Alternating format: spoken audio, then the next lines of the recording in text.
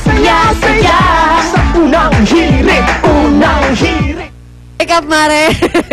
Dito ako sa pagkain. Honey, you're home. Nakatulog ako. Happy Valentine's. Happy Valentine's, Bam. Tell us naman, how important is it for us to fix our bedroom sa Valentine's Day? Yeah, for the bedroom, you might want to make it feminine and masculine because it takes two to tango. Oo nga naman. Hindi pwedeng feminine lang, kaya hindi pwede puro petals din. Okay. It depends. If you're a guy, pwede ka mag-petals. But if you're a girl, medyo iba naman pag petals. So you wanna use colors that also masculine. Para may representation naman yung boys, di ba?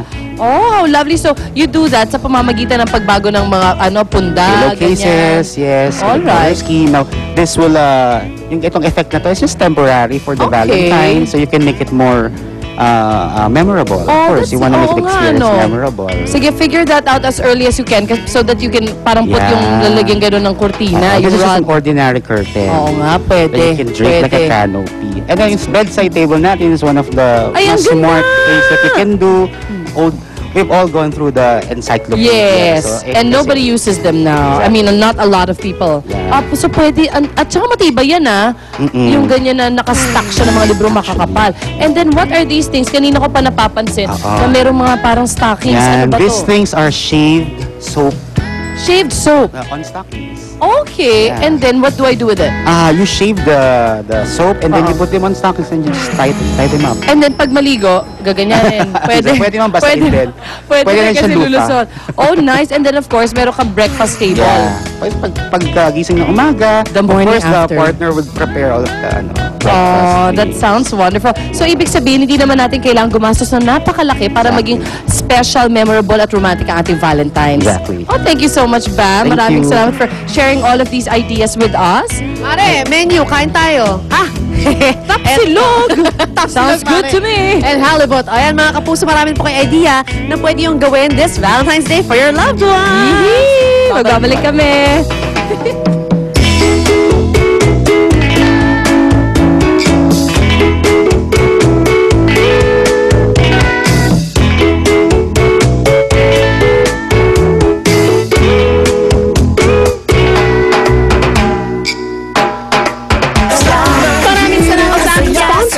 Ultra Mega Supermarket. Unang hirit, unang hirit. Pangarap po bang magka-brand new? Okay mga puso, balik po tayo dito sa Pasig Rainforest Park. Nako, eto nga ho, dahil ito ho yung sa mga sinasuggest namin. Pwede nyo pasyalan this coming Valentine's Day. Ayan, dahil meron nga po ditong train. Ayan, yung train ho ito ay pwede nyo sakyan. Libre po ito, ha? Libre po yung pagsakay din sa train at maaari nyo libutin ang kabuuan nitong theme park na ito na umaabot po sa halos 7 hektarya ang lawak. Ayan. At ang park ay bukas po mula alas 5 ng madaling araw hanggang alas 5 ng hapon. Alas 5 ng madaling araw para kung gusto nyo mag-jogging, makakapag-jogging. Siyempre, pagsakay ho ninyo dyan sa train na yan, na libre, pwede nyo madaanan at mapasyalan yung kanilang butterfly farm. Ayan, makikita ho ninyo iba't ibang klase ng mga butterfly. Ayan, doon sa kanilang napakagandang garden. At siyempre, pag dyan na kayo sa may butterfly farm, meron ho dito pwede yung mga area na pwede ho ninyong haranahin ang inyong mga mahal sa buhay, ang inyong asawa, ang inyong mga anak, ayan, inyong girlfriend, pero magdala kayo ng sarili nyong gitara. Ayan, so ito yung mga suggestion namin para sa inyo this coming Valentine's Day. Hindi ho mabubutas ang inyong bulsa, pero I'm sure mag-e-enjoy ho at lalo kayo magiging close ng inyong pamilya, ng inyong mga loved ones kapag dinala ho ninyo dito sa Pasig Rainforest Park. Libre po ito, hindi masakit sa inyong mga bulsa. Magbabalik po ang unang hirit. Arnold Clavy would like to thank the following: Wade Shoes, Elmer of Soñare Salon, Highline, Dr. Raquel David of Ardere. Susie Abrera would like to thank the following: Maldita, Vogue Visage Salon, Michelle Silver Jewelry, Revlon Cosmetics, Bello Medical Group, Replay Eyewear. Rhea Santos would like to thank the following: SM Department Store, Golden Hills, Head Zone Salon, Revlon Cosmetics, Perez Optical, Dr. Jean Marquez.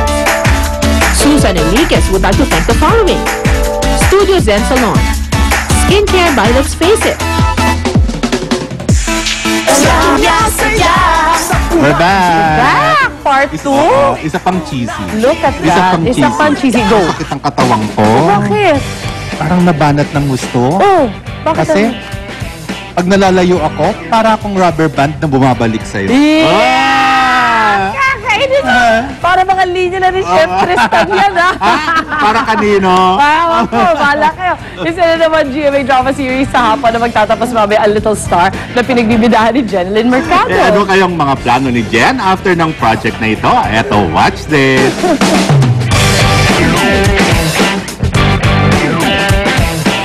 Ngayon ang final episode ng hit afternoon drama na pinangungunahan ni Jeneline Mercado, ang Little Star. Kaya naman sa pagtatapos nito, plano raw muna ni Jen ang magpahinga at pagtuunan ng pansin ang kanyang kalusugan.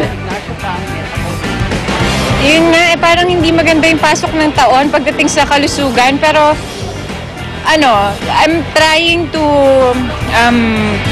work out again. Kasi natapos na yung taping ko ng Little Star. Medyo nabawasan yung work ko. So, bumabalik na ulit ako sa gym. I started last week. Magandang pagkakataon din daw ito para makapag-unwind si Jen at malimutan ang kadidismiss lang na kasong isinampa niya laban sa kanyang dating personal assistant na si Mel Polmano. Gusto na lang din daw ni Jen ang mag-move on at kalimutan na ito. Oo naman. Sa deep in my heart talagang ayokong magtanim ng kahit anong galit. Pero, kumbaga parang, paano ko magpapatawad kung hindi naman humihingi ng tawad? Samantala, bagamat may free time na si Jeneline, hindi pa raw sigurado ang aktres kung magde-date sila ng boyfriend si Dennis Trillo sa darating na Valentine's Day. Hindi ko pa alam kasi may trabaho rin siya eh. Alam ko pa, mag-drop yun ng Monday yata. Mag-ano siya ng Monday.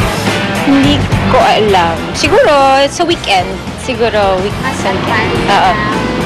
Baka, or after na lang.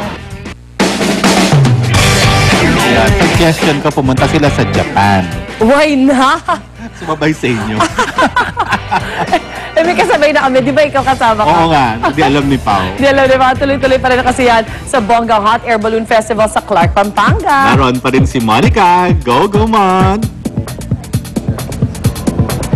Alright, babalik pa rin tayo dito sa unang hirit. At ito na, finally, ang moment of truth. Tulad na sabi ko kanina, magsa-skydive po ang aking partner na si Drew.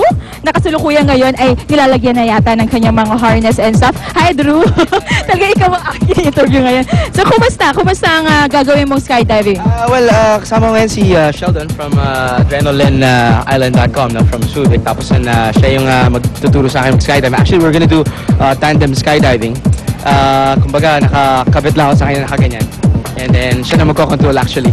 But of course, we're gonna do a free fall. Like, after a few seconds, parang he's gonna tap me sa shoulder. Tapos, isi-spread ko yung arms ko. Tapos, sabi niya, kailangan medyo relax lang yung arms ko.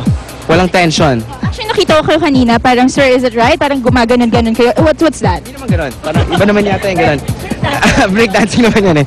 But, after that, may opportunity ako to pretty much control the shoot if ever there's time. And we land. When we land, hopefully I'm still alive. Oo, makikita natin sa Monday yan.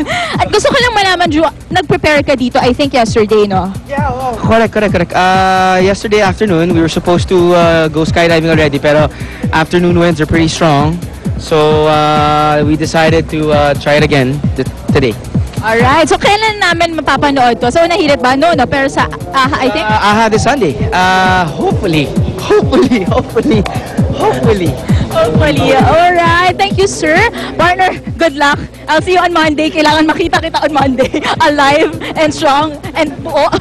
Alright, so good luck again. Magmula po dito sa Clark Freeport Zone para sa 16th Philippine International Hot Air Balloon Fiesta. Magbabalik ang unang hirit. Roger! Kinchi Pascual would like to thank the following. For me, Golden Hills Jewelry, Revlon Cosmetics, Dr. Jean Marquez, Antonio's Hairdressing, Ideal Vision Center, Wade Shoes, La Manuver would like to thank the following. Boardwalk, Dr. Jean Marquez, Boardwalk Business Venture, Winnie Monsod would like to thank the following. Dream Body Spa, The Chevalier Salon, Boyet Fajardo, Drew Arellano would like to thank the following. Grupo Barbero Manila. Attorney Gabby Concepcion would like to thank the following. Maldita, Janelyn. Lars Santiago would like to thank Reyes Hair Cutters. Unang hirit, masaya, saya.